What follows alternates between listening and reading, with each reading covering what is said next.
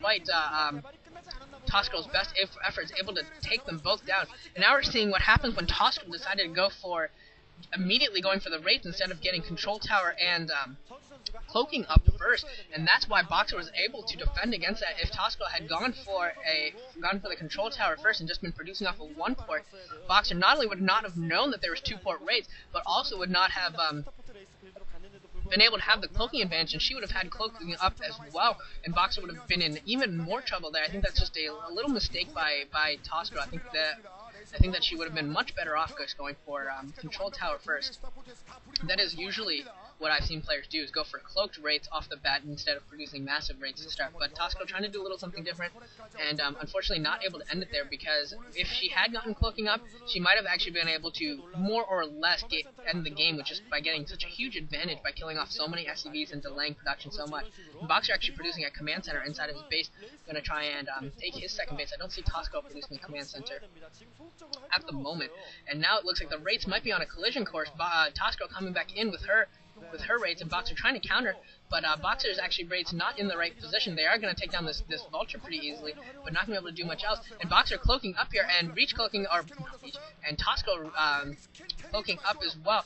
Well, there's Boxer scans. It's so hard to tell whose scans are actually doing something. And now Boxer scanning again, taking down one Wraith, taking down two Wraiths. Only one Wraith left for Tossgirl. Where are Tossgirl's scans? And Tossgirl, with her Wraith control and her scan control, just not looking really good right now, being absolutely outplayed at the moment by Boxer, absolutely being out microed by Boxer, and yeah, Boxer definitely has taken the advantage, even though he's only got one starport producing Wraith, and Tossgirl's got two. He's got more in the air, and he's doing more with them, I have to say, at this point, able to take down several Wraiths. The command center has been lifted and is going to be taking the second base. Tossgirl just now started producing her second command center, and I think Tossgirl might be in trouble here. I don't think she has very much in terms of ground forces. She's losing in the air battle that she's devoted so much to, and Boxer has his second base up before Tossgirl. I think Tossgirl might be in a lot of trouble at this point. And she has no turrets or anything up in her base. All she has is she's going to be completely dependent upon scan. But Boxer has more Wraiths in there and able to get the both scan. But it looks like Boxer might. Oh no, Tossgirl is going to be able to survive here. Tossgirl just barely gets the advantage. I think another Wraith popped out right at the end and was able to hold off. But it doesn't look like Tossgirl has any. Okay, yeah, Tossgirl does have another scan. But Boxer coming in with a second Wraith, and his first Wraith goes down. Now we're seeing one Wraith on one Wraith action here. And Boxer, okay, Tossgirl's cloaking turned off. Actually, both of their cloakings turned off.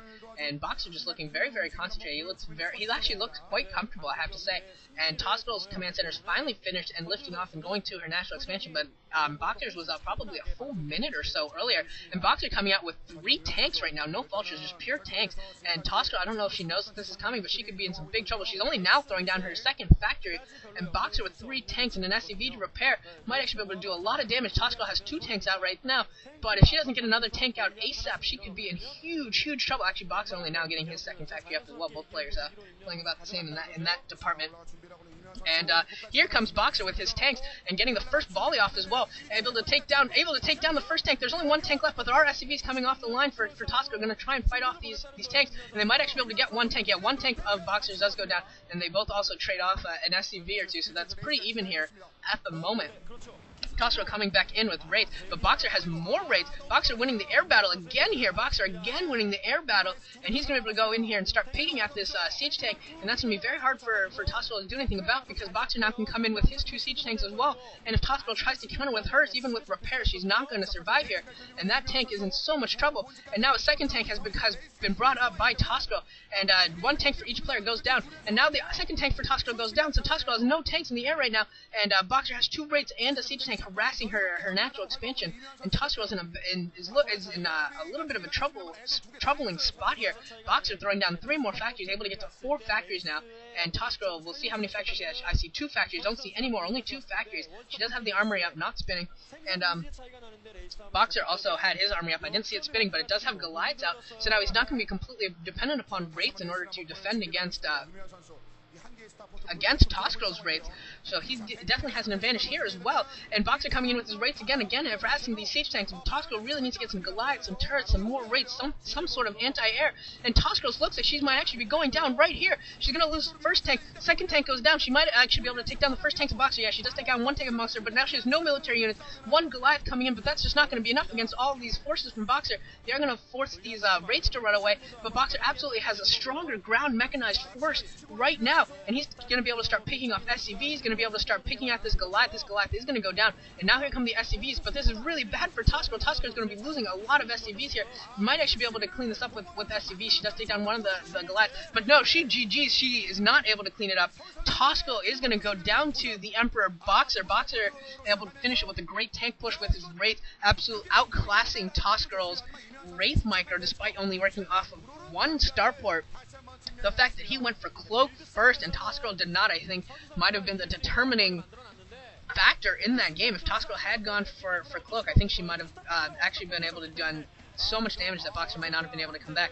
And Boxer going over to shake Tossgirl's hand. Tossgirl does not look happy at all that she lost that game. She looks very, very disappointed. And I think she realizes that she had quite an opportunity to take it down and unfortunately was unable to convert. And she loses to Boxer. And I hope you all enjoyed that. I'm going to be going on to the third set. It was supposed to be I Love OOV and Kingdom, but since I Love OOV is sick, unfortunately we won't be able to see that game, much like all the rest of his games, but instead we're going to see a fantastic, hopefully fantastic game between Savior and Nalra, renewal of the Holy War. I will see you all in the next game.